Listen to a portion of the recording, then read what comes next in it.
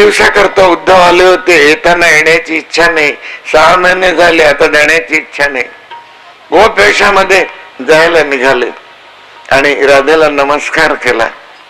राधेने विचारलं काय पाहिजे? ज्ञानी मनुष्य वेदांत आणि सगळा उघडा वेदांत बघितला, बंद वेदांत आणि याचा बंदच वेदांत राहिला. काय सांगितलं उद्धवाने? काय मागितलं? प्रेम भिक्षाम देही, प्रेम भिक्षाम देही, प्रेम भिक्षाम देही. प्रेम. राधेने एकदम बघितलं तर राधेच्या ठिकाणी उद्धवाने बघितल्याबरोबर पुन्हा श्रीकृष्ण आणि राधेने एक महत्वपूर्ण श्लोक सांगितला. शुभम भवतु मार्गेस तू कल्याणमसु संततम ज्ञानम लभहरे कृष्णच सुप्रिय भव. हा श्लोक याचा अर्थ काय? शुभम भवतु मार्गेस तू. कोणता मार्ग? मथुरा वृंदावन.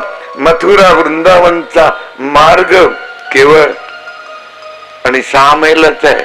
ज्या ज्या योनीमध्ये जाशील तो मार्ग सुखकर होईल, कल्याण होतं आणि सगळ्या योनीत तुझं कल्याण होईल. ज्ञानम लभ हरे, तुला भगवंताचं खरं ज्ञान प्राप्त होईल आणि कृष्णाचा सुप्रिय भव, भगवान श्रीकृष्णाचा तू अंतरंग सखा होशील. आता जायला लागले, सगळ्यांना निरोप विचारला. नंदबाबाच्या जवळ गेले. नंदबाबांनी काय सांगितलं? गोपेशामध्ये जायला लागले. मनस्ववृत्त यो न श्रीकृष्ण पादांबुजाश्रया. महत्वाचा श्लोक आहे हा देखील, भागवतातले 2 श्लोक आहे. मनस्ववृत्त यो न श्रीकृष्ण पादांबुजाश्रया वाचो विदा इनि नामनाम कायत प्रवणादिषु कर्मवीर नाममाणानाम यत्र कॉपीश्वरे छया मंगला चरितैर दानैर रतीर्न कृष्ण ईश्वरे. हे 2 श्लोक. याचा अर्थ बघू. आमचं मन, आमच्या मनाच्या वृत्ती श्रीकृष्णाचे चरण सोडून कुठेही जाऊ देऊ नकोस, कुठेही जाऊ देऊ नकोस. आम्ही आमच्या प्रारब्धाप्रमाणे कोणत्याही योनीमध्ये जरी जन्माला आलो तरी आमच्या प्रत्येक इंद्रियाद्वारे श्रीकृष्णाची सेवा होऊ दे, श्रीकृष्णाचं भजन होऊ दे. हे 2 श्लोक सांगितले आणि सांगितलं मग आता राहिली फक्त यशोदा. काय केलं होतं? व्याकुळ होऊन हाक मारली, आई आई ये बेटा. त्याला असं वाटलं यशोदा फुतकारेल, यशोदा हे करेल. काय नाही, यशोदेनी जवळ घेतलं. उद्धवा, जसा माझा कन्हैया तसा तू आहेस. उद्धवा, काय पाहिजे तुला? उद्धवा, एक अनपढ ब्रजी गोपी. यशोदा अनपढ आहे ना, पण उद्धवाला ज्ञानी माणसाला नीतिशास्त्राचं अध्ययन केलेला जवळ घेऊन विचारते की बेटा तुला काय देऊ? त्यांनी काय सांगितलं?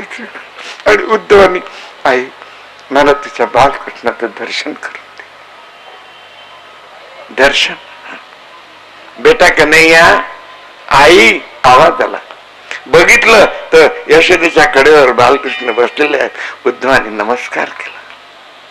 उद्धवा जा, सुखी राहा. आणि जायला निघाले. गोपेशामध्ये निघाले. कीर्तन करत जातात. उद्धव मथुरेचे मुख्यमंत्री. सगळ्या मथुरेच्या लोकांना वाटलं आज या मुख्यमंत्र्याला काय झालं. कीर्तन करत जात आहेत. श्रीकृष्णाच्या दारावर पोहोचले. श्रीकृष्णाच्या कानावर कीर्तनाचा आवाज केला.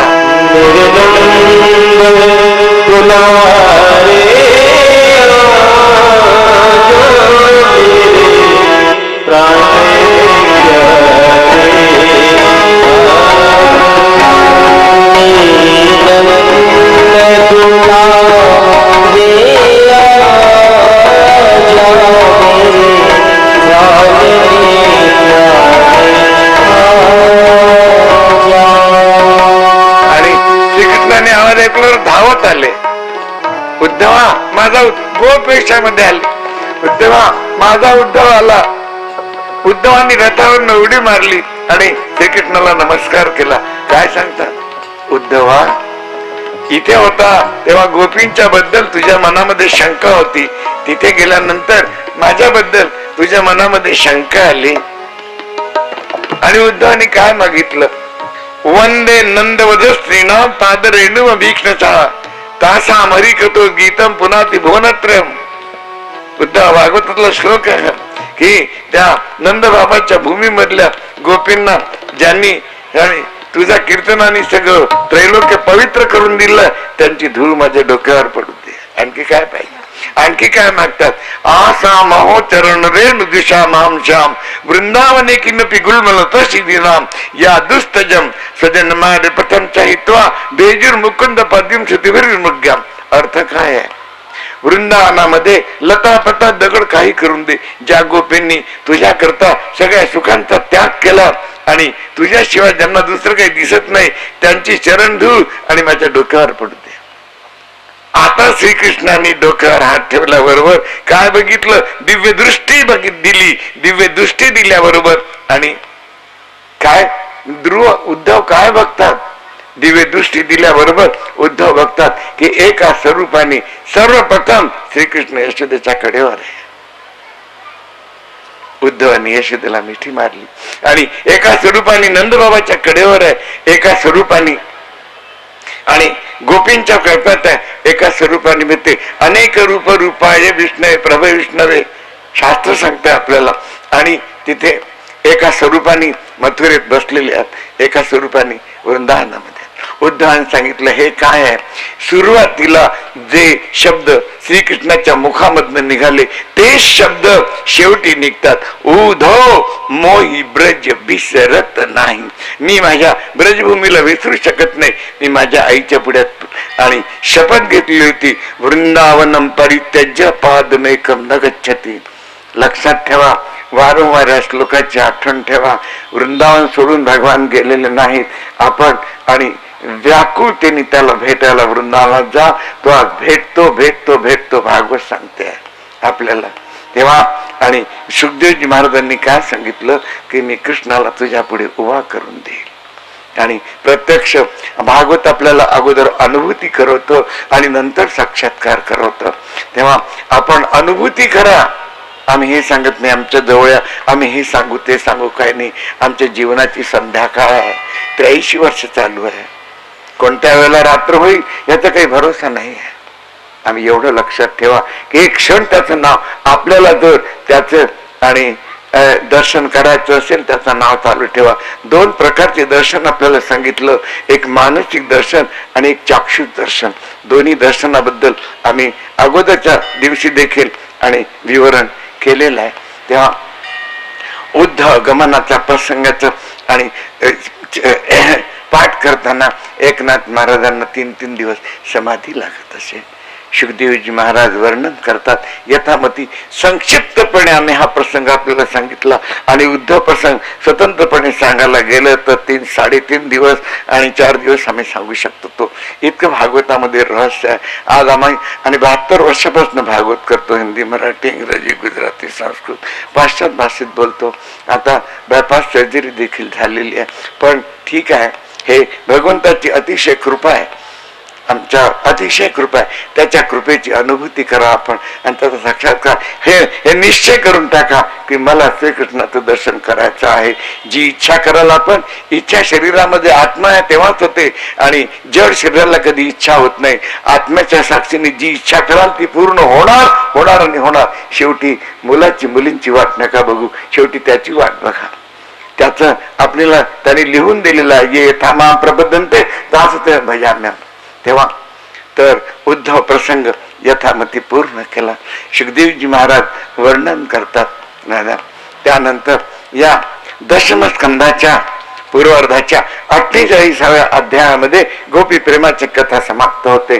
49व्या एका अध्यायामध्ये श्रीकृष्णाने अक्रूराला पांडवांचे समाचार घेण्याकरता हस्तिनापूरला पाठवलं आणि दुर्योधन आणि धृतराष्ट्र पांडवांच्या बरोबर कसे कसे व्यवहार करतात हे जाऊन बघा तुम्ही. ठीक. आणि अक्रूर तिथे गेले. 4 दिवसाकरता अक्रूर गेले. तिथे 2 महिने राहिले. धृतराष्ट्राला समजावलं की मनुष्य जीव एकटा येतो आणि एकटाच जातो. कोणी कोणाच्या बरोबर येत नाही, कोणी कोणाच्या बरोबर जात नाही. आणि या ठिकाणी एकटा येतो, एकटा जातो. ज्या आणि मार्गाने मनुष्य धन कमावतो त्याचं जे फळ असेल ते चांगलं फळ असेल. त्याच्या नंतर जेवढं धन आपण कमावतो त्याचा सगळ्याचा उपभोग आपण कधीच घेत नाही, कारण आपली इच्छा येते जरा दमवून ठेवून द्या, जरा दमवून ठेवून द्या. आता थोड्या वेळाने आणखी प्रसंग येतो तेव्हा आपल्याला सांगतो. तर त्या ठिकाणी मग जो उपभोग घेईल त्याला देखील, आणि जर चांगल्या मार्गाने मिळालं असेल ते फळ मिळतं, वाईट मार्गाने ते फळ मिळेल. सांगितलं काही उपयोग झाला नाही, उलट्या घागरीवर पाणी पडलं इथे. तेव्हा ठीक आहे आले आणि सांगितलं अक्रूरांनी श्रीकृष्णाला की पांडवांना राजेश्री यज्ञ करायचा आहे आणि आपल्याला येण्याकरता प्रार्थना केलेली आहे. श्रीकृष्णाने सांगितलं मी अवश्य जाईल. आणि या ठिकाणी दशम स्कंदाचा पूर्वार्ध संपलेला आहे. 49व्या अध्यायामध्ये पूर्वार्ध संपतो, 50व्या अध्यायामध्ये उत्तरार्ध सुरू होतो. आम्ही आपल्याला सांगितलं की कंसाच्या 2 पत्नी होत्या आणि कंसाच्या दोन्ही पत्नींचं नाव पूर्वार्धामध्ये कुठे आलेलं नाही. उत्तरार्धात सुरुवातीला त्यांचं नाव आहे. आपल्याला आश्चर्य वाटलं त्यांचं नाव काय आहे, महाराज सांगत का नाही? कदाचित आपल्याला महाराजाला आठवत नाही म्हणून सांगत नसतील. बरोबर आहे, असं समजून घ्या. 83 वर्षाचा म्हातारा काय आठवणार आहे एवढं? तेव्हा तर म्हणजे का बरं आपल्याला सांगितलं होतं की पूर्वार्धात का नाही आणि उत्तरार्धात का नाही. आपण हे रूपक झालं. आपल्या जीवनाचा उत्तरार्ध केव्हा सुरू होतो? 50वं वर्ष आपल्याला लागलं की जीवनाचा उत्तरार्ध सुरू होतो. आणि 50वं वर्ष लागलं म्हणजे दोघींचं नाव आहे, सांगू त्यांचं नाव आपल्याला. आणि 50व्या अध्यायामधला पहिला श्लोक अस्ति प्राप्ती जरासंध कन्या कंस मैचो भरतर्षभ. काय अर्थ आहे याचा? उत्तरार्धात 50वं वर्ष आपल्याला लागलं आणि हा श्लोक आपण बघितला. अस्ति प्राप्ती, काय नाव होतं त्यांचं? अस्ति आणि प्राप्ती. 50वं वर्ष आपल्याला लागलं की अस्ति आणि प्राप्ती. आपलं अस्ति म्हणजे 50वं वर्ष लागल्यानंतर जरा केस वगैरे पांढरे झाल्यानंतर आपण आपलं बॅलन्स बघतो की आता किती बॅलन्स आहे. रिटायरमेंटची वेळ आलेली आहे. आता रिटायरमेंट झाल्यानंतर देखील आपण काहीतरी करतो. मोठे ऑफिसर आणि कुठे भाजी आणायचे काम करतात, कारकुनाचं काम करतात. मग का तुम्ही ऑफिसर? तर काही नाही हो, भाजीचे पैसे तर निघतात आणि बाकीचे आहे बँक बॅलन्स पुष्कळ आहे, सगळं ठेवून जाणार तू. आमचे बिंदूजी महाराज काय लिहितात? धन्य दौलत से एक दिन खाली होगा, दौलत से एक दिन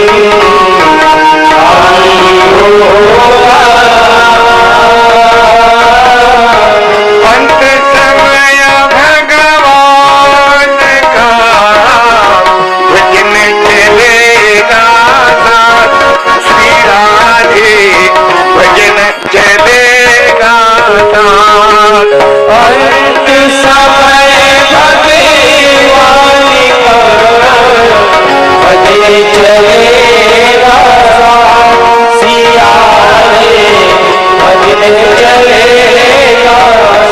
शेवटी धन जिथल्या तिथेच राहणार आहे, आपलं शरीर तिथे राहणार आहे, आणखी काय आपल्या बरोबर जाणार आहे तिथे. तेव्हा तर अस्ति आणि प्राप्ती ह्या दोघी जणी. आणि काय अस्ति प्राप्ती पुढे काय? जरासंधच कन्या. जरासंध मागे लागतो. 50वं वर्ष झालं ते केस पांढरे झाले, डोळ्यांनी कमी दिसायला लागलं, हार्ट अटॅक आला आणि बायपास सर्जरी झाली. या सगळ्या गोष्टी दात तिथे करून पडायला लागला. आणि कंसस्य महिषो, महिषी म्हणजे बायको. या वृत्तीमध्ये देखील फरक होते. आणि जसं जसं माणसाचं वय वाढतं तसं असं वाटतं तर किती कमावून किती नाही, आणि कमावून काय करू, किती ठेवून किती नाही, आणि सगळं सोडून कसा जगून कसा नाही हा नाही विचार करत मनुष्य. आणि तर त्या अस्ति आणि प्राप्ती त्याला आपण रूपक झालं. आता मूळ विचार जाऊ त्या. आणि जरासंधाच्या मुली होत्या, जरासंधाकडे गेल्या. अरे भैया बडा साऊंड. त्या जरासंधाकडे गेल्या आणि त्यांनी जरासंधाला सांगितलं की कवा आणि श्रीकृष्णाने आमच्या पतीचा आणि वध केलेला आहे. जरासंध 17 वेळेला मथुरेवर चार करून आला. 18 वेळेला लिहिलेलं नाही, 16 वेळेला लिहिलं नाही, 17 वेळेला का लिहिलं? भागवताची भाषा समाधी भाषा आहे, ध्यानावस्थेमधला ग्रंथ आहे. आज 72 वर्ष 73 वर्ष भागवत करतोय पण अजून रहस्य कळलेलं नाही आहे. आजकाल तर भागवताचं पुस्तक मागलेत घालतात आणि आम्ही भागवतकार म्हणून तर आम्हाला काही समजत नाही. हो जे देवाच्या कृपेने 4 शब्द सांगतो तेवढे तुम्ही गोड करून घेता. तेव्हा आणि जरासंधाची कन्या, त्या जरासंधाच्या मुली तिथे आम्हा जरासंधाने 17 वेळेला, का बरं, आपलं शरीर 17 तत्वांचं आहे. 5 ज्ञानेंद्रिय, 5 कर्मेंद्रिय, 5 प्राण किती झाले? 15, आणि 1 मन आणि बुद्धी 16 आणि 17. या 17 शरीराच्या तत्वांच्या शरीरामध्ये जोपर्यंत आणि श्रीकृष्ण आहे तोपर्यंत याची हार नाही होणार. जरासंधाचं काही चालत नाही. आपण बघताय जरासंधाचं आक्रमण या शरीरावर झालेलं आहे.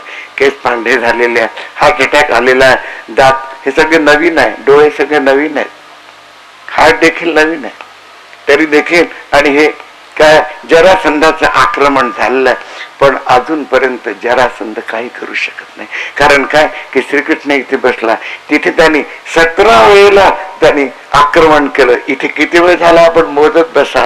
55 वर्षाच्या वर आम्ही जिवंत राहायला नको. 83 सुरू आहे, आक्रमण किती झालं असेल तेव्हा. पण जरासंधाच्या आक्रमणाचा अजून परिणाम झाला नाही, कारण श्रीकृष्ण या मथुरेत बसलेला आहे. मानवी काय म्हणजे मथुरा आणि ब्रह्मविद्या म्हणजे द्वारिका. तेव्हा आणि 17 वेळेला हरला.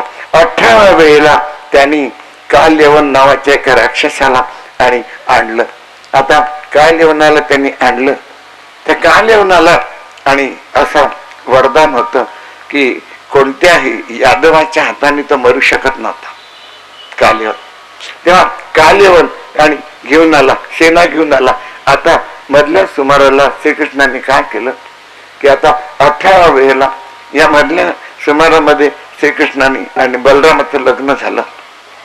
बलराम आणि बलरामाने सांगितलं आता मी युद्ध करणार नाही, युद्ध करून मी थकून गेलेलो आहे. मी आता मला बलरामाचं लग्न झालं.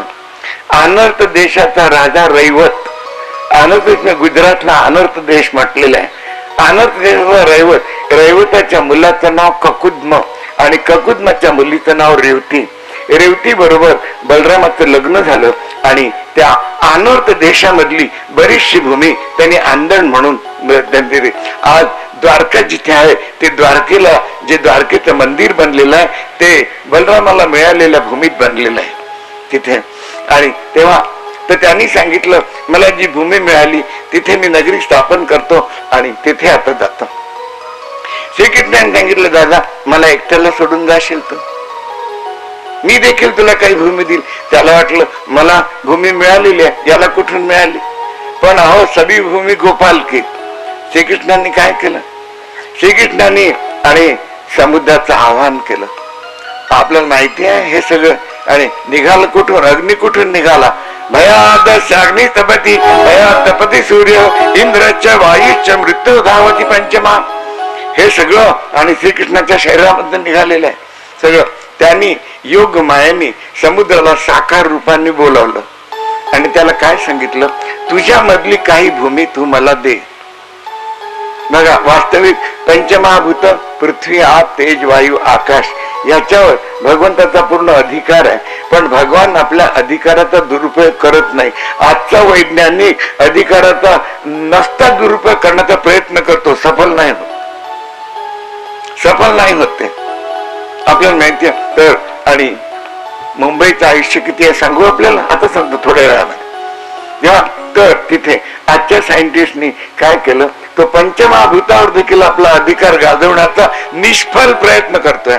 मुंबईचं नाव आपण ऐकलेलं आहे. मुंबईमध्ये वस्ती खूप वाढलेली आहे आणि मुंबई दिल्ली आमच्या बिर्लाचे सगळे बहुतेक प्रोग्राम तिथेच होतात आणि तिथे भयंकर प्रदूषण आहे. पोरं देखील मुंबई दिल्लीला जायचं म्हटलं कितीतरी कार्यक्रमांचे पडलेले आहेत तसे.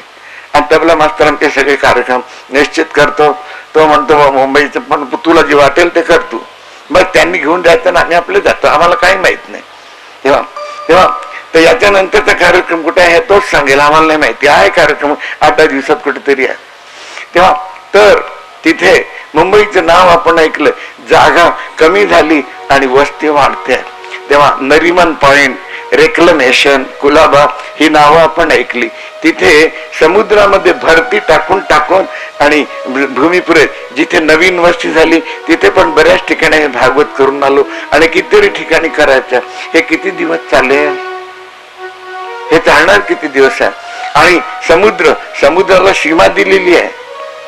तो आपल्या सीमेचं उल्लंघन करणार नाही. पण जास्त झालं, काय झालं, भरती टाकल्यामुळे समुद्राचं जलस्तर वाढतंय, पुढे वाढतंय.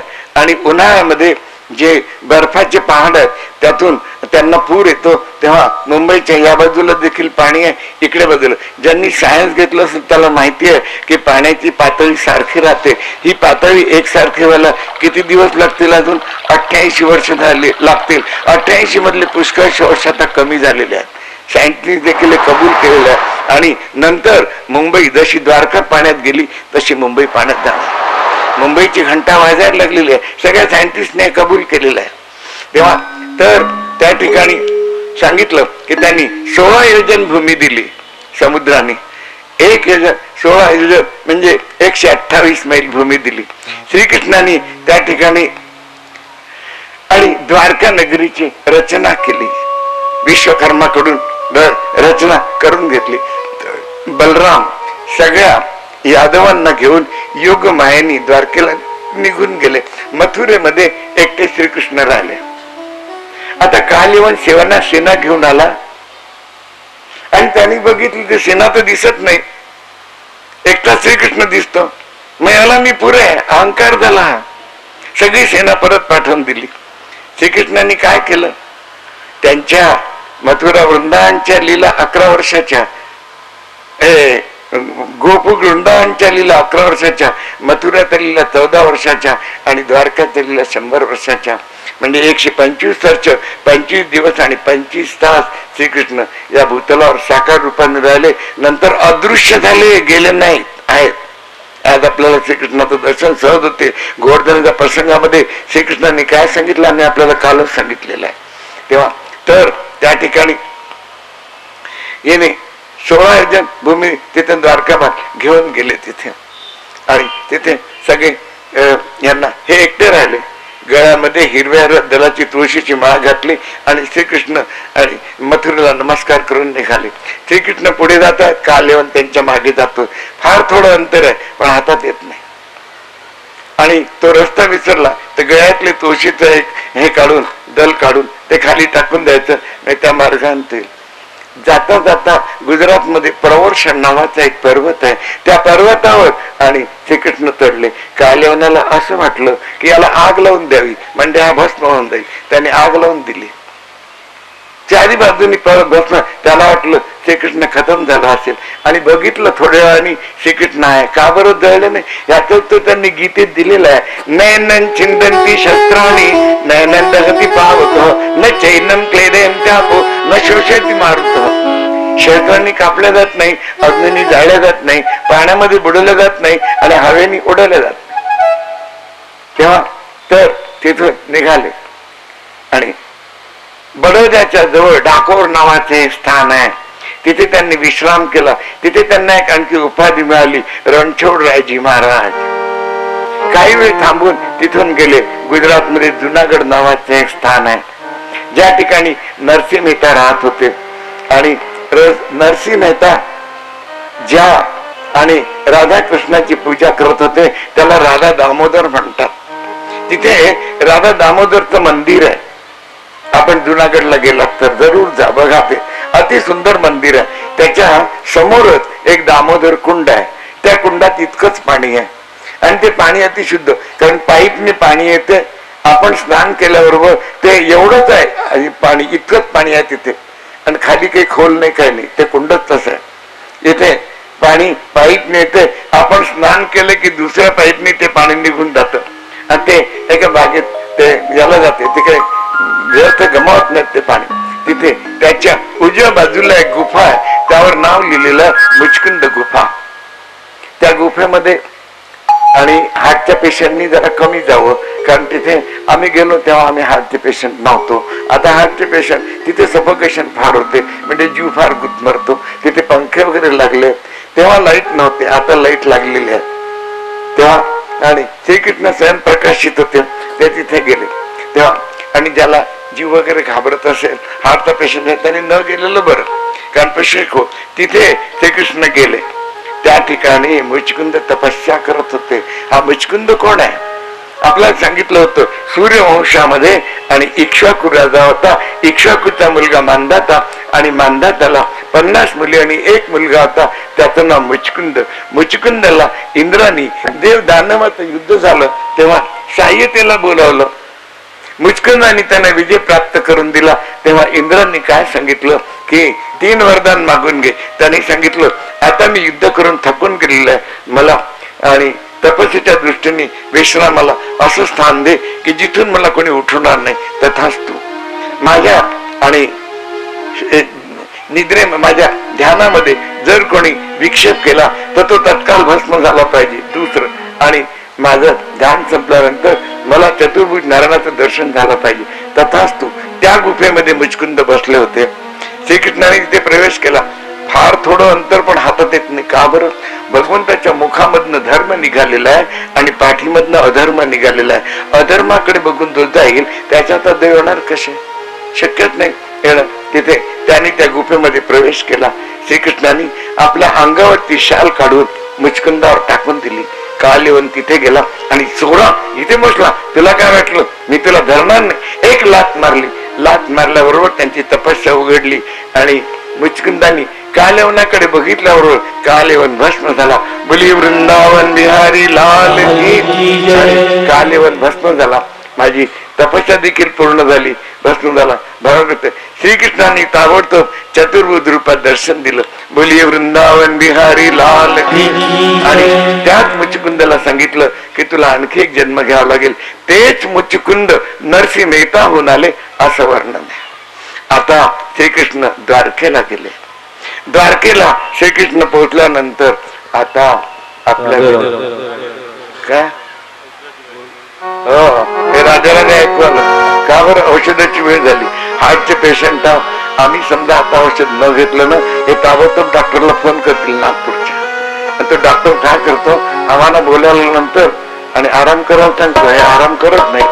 साई मंदिरात आमचा कार्यक्रम चालू असताना तिथे घेऊन गेले. त्यांनी सांगितलं आराम करायला. या सगळ्यांना माहिती होते. एकाने लेखाने आम्हाला सांगितलंय त्यांनी यांना भरती करून ठेवून द्या. आम्हाला आयसीयू मध्ये भरती केलं. सांगितलं यांना तुम्ही घाबरू नका, काहीच झालेलं नाही, पण आराम करत नाही म्हणून याने आराम करायला. तेव्हा तर आता आपली क्षमा मागून औषध घेऊन जागो जागो शेरवाली, जागो शेरवाली, सवेरा हो गया है, सवेरा हो गया।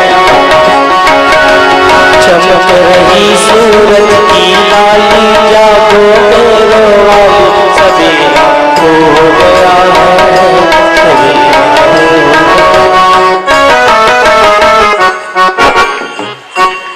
वृंदावन बिहारी लाल. आता आपल्या विदर्भाची कथा सुरू होते. या विदर्भ नगरीचं नाव भागवतामध्ये आहे. विदर्भ नगरीमध्ये आणि अमरावती जिल्ह्यामध्ये कौंडिण्यपूर नावाचे एक गाव आहे. इथनं कौंडिण्यपूर 40 किलोमीटर आहे. कौंडिण्यपूरचं नाव देखील भागवतामध्ये आहे, कुंडिनपूर म्हणून आहे. तेव्हा तिथे भीष्मक राजा बघा, कुठे द्वारिका आणि कुठे कौंडिण्यपूर. श्रीकृष्ण इथे आले. कुठल्याही आपण कोणत्याही ठिकाणी असा त्याचं आव्हान करत येते. तिथे आज जरी आपण कौंडिण्यपूरला गेलात, तिथे जी देवीची मूर्ती आहे ती भीष्मक राजांनी स्थापन केलेली आहे. रुक्मिणीच्या पित्याचं नाव भीष्मक होतं. भीष्मक नावाचा राजा तिथे राज्य करत होता. त्याला 5 मुलं होते. भीष्मक राजाच्या राणीचं नाव भागवतात दिलेलं नाही, इतर ग्रंथांमध्ये तिचं नाव शुद्धमती होतं. नावाप्रमाणे ते शुद्धमती होती. आणि त्यांना 5 मुलं होती.